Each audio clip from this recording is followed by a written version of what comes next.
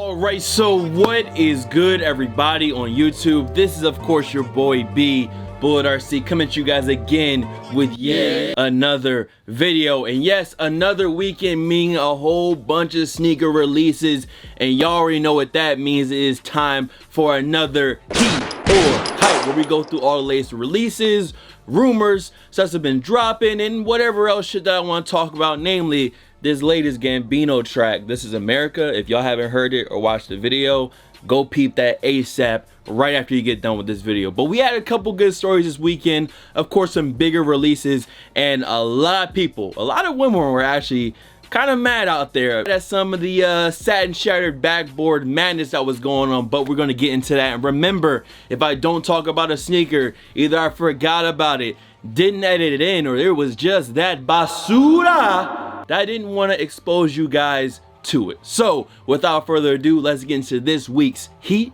or hype. Now usually I would start off with the Jordans, but this week there was actually a surprise.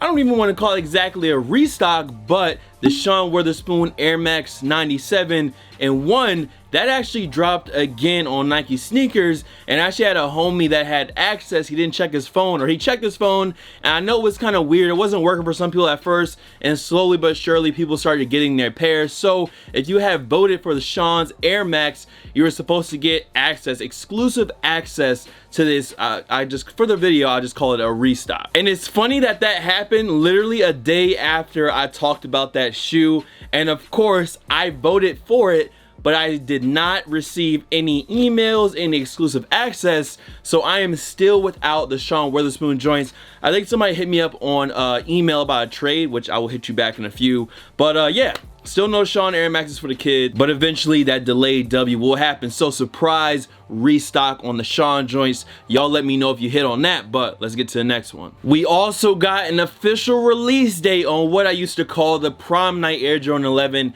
Now it's called the cap and gown Air Jordan 11. Now I talked about this one before, but it's basically just a triple black Air Jordan 11. And if I can get a pair for a review, I'll definitely get that review out for you guys. But me personally, I honestly don't care about this release at all. I mean, I have Breads, I have Space Jams, and an all black 11, it's cool, you know, for someone who wants that. But for me, I'm not too hyped about this. I'm not too worried about this release. Like I said, man, I'm gonna just try to get it for a review for you guys. Other than that, I'll probably just get my pair, do a review, and let them go. So the Air Jordan 11 cap and gown, these are dropping on May 26th. Yes, an Air Jordan 11 in the middle of the year, so I'm assuming they're probably gonna start dropping more. We've seen them drop a few last year as well, so we're just gonna have to see how that goes. And y'all let me know, are y'all looking for this triple black Air Jordan 11, or do you have the Space Jams or the Breads and you're not too worried about it? Y'all let me know down below. So earlier this week, Nike actually had Nike and Jordan brand had a preview event, and they were showing off some of the stuff that's gonna be coming out in a bit. And I actually wanted to talk about a couple of those shoes right now. So first off, we have the Air Jordan 3 from the International pack. And this is some weird baby between a True Blue 3 and the Katrina 3. Honestly, I'm not a fan. I'm not a fan of this sneaker. I have True Blues already. Hopefully I'll be able to secure the Katrinas, and this one is just like, I'm good. I'm good on it. I don't know if they're gonna make these really limited just because it's part of a pack, but I'm probably gonna pass on these with ease. It's just something about the color combination. I don't know if I'm feeling the multicolored midsole in the Air Jordan 3. I think it would look good on certain colorways, but this one being, and I'm looking down here just to reference it, white, red, and blue, and then you have this really light gray elephant print. I don't know about this one. I think I'm gonna let this one go ahead and slide, but y'all let me know if you're feeling this one. And we also had an Air Jordan 12, which is like an obsidian and white, but the white, it has like scales on the side. The whole upper is like this navy blue, what I'm assuming is a nubuck, and it kind of has like this I think it's a Japanese art style kind of going in with this one, and it has like these clouds all over it. And once again, if you have obsidian 12s, do you really need this new pair? I think it's a special pair. It's definitely more special looking. I'm pretty sure it's gonna be more special feeling than the 3 at least. It's a little bit different, you know, mixing up the materials, the whole kind of cloud print on the top, the scales on the mud guard on the side. So I'm kind of iffy on this one. I'm definitely digging the 12 more than I'm digging the Air Jordan 3. but we'll just have to see come release date. This might be an interesting one because something like this, it kind of looks a little special. So that's why I said I don't know if these are going to be really limited. I don't know if they're going to be easy to grab. Seeing as how this 12 is kind of made up and how they're kind of making this a pack, who knows? It could be super limited, or it could just be a GR and still on shelves. Who knows? But for me, I'm passing on the 3s. I'll wait to judge the 12s until I see them in person. Right now, I think I only have my bread 12s and my Flints, or not my Flints, but my French Blues. And I mean, I'm kind of good with those. So we'll see how these blue joints go. We also got a look at, and let me look down here so I get the name right, the Off-White Nike Zoom Fly Mercurial Flyknit. That's the whole name of this shoe, and it's basically really taken after that soccer cleat that we seen them do with Off-White. And while I was a fan of the soccer cleat, these joints right here, this is probably the worst Off-White shoe that I've seen so far. Like, I would rather walk outside in the cleats than these joints right here, if I'm just being 100 with you. So far with me, Virgil has been batting 100. I've been liking everything he's been putting out with Nike. I mean, I think all of it looks good.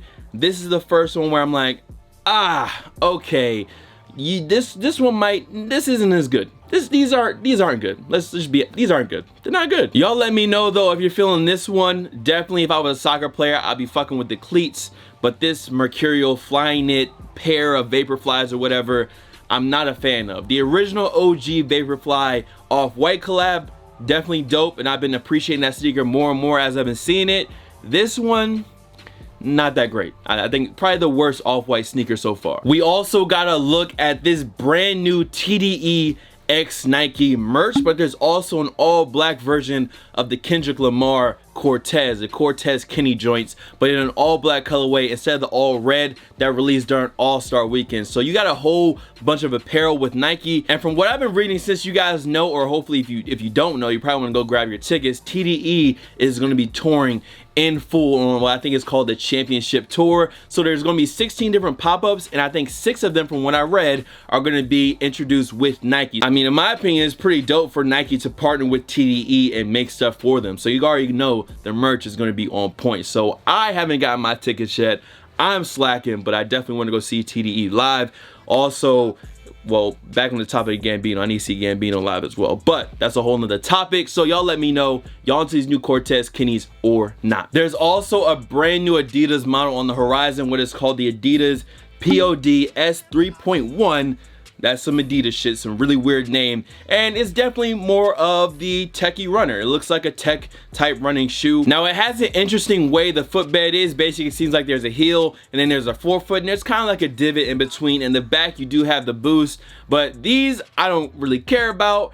I'm just waiting for Yoji Y3. I'm waiting for Adidas to drop this weird Y3 shoe I keep seeing. I'm just waiting on those. I even like the Y3 Hardens. The only reason I didn't count the Y3 Hardens is because they were $450, and I was like, that's a little much. That's a little much. That's the same reason I didn't cop the Alpha 4D, the Alpha Bounce that they kind of took and made it into the 4D model. I think that one was 300 plus, maybe it was 400 even, and I had the opportunity to get those actually when I was in LA for All-Star Weekend, and I passed on it. You know what I mean? I was just like, 400 for these, I'm good. But those Y3 joints, I'm gonna need those. I'm gonna need those ASAP. And some more Nike and Jordan news. We actually got to look at 2 more Jordan brand colorways coming out. Now there's like an all over blue and white Air Jordan 1. This is a super easy pass for me, having the Royals and now having the Clay Blues. This pair, easy pass. But they also showed off, I think, a pair that's going to be exclusive for the women out there, an all over Bordeaux colorway of the Air Jordan 3. And sometimes, you guys know me being Yacht Foot gang, I can't even wear the women's stuff, but some of the stuff is fire. So let's just go ahead and lead that in to the satin shattered backboard Air Jordan 1. So that was probably the biggest release of this week, and I don't want to say it caused a lot of controversy, but I saw some women out there that were pretty mad at this release, because it wasn't just women trying to get these, it was men as well. But I also seen boutiques taking measures to make sure that women got in line first, or they were able, or the release was just ladies only, so no men could buy the shoes out of the store. Obviously, I guess I didn't care because I couldn't fit the shoes anyways, but maybe if I did wear that 10.5 in men's, or I could wear that size, I would be a little bit pissed off about that. But for me personally, I still think it's a dope shoe. The shattered backboard with the satin, I mean, it's just a good look. And maybe they should have just made it for full size run. I don't understand why they couldn't have just done it all the way through the men's. We had Laylee May do her Air Jordan 1, and that one went through, I think, basically women's or grade school all the way to men's size, what, 14 or something like that. So not sure why they couldn't do that, but hey, it's something special for ladies out there. So all the 5.2% of the women that watch this channel, y'all let me know if y'all cop. But listen, man, that is it. That is gonna be a wrap. Much love to all the fam, followers, and of course supporters. You guys can follow me on Instagram, Twitter, SoundCloud, Snapchat. The Snapchat is bull.cb, by the way. Here, there, Buzzybot, of course, Bullet RC, and I will see y'all on that next video. Y'all let me know what y'all cop this week. Let me know if you hit on that Sean restock, and did you get a pair of satin shattered backboards for your lady, or did you just order them and tell her you ain't get them? Let me know. But I'm out of here. Y'all be easy. Peace. This is a friend from Collab. My niggas scammers and robbers. Everything hit like the Dodgers. Drop on my chains in the water. Spend 100 racks on my baller.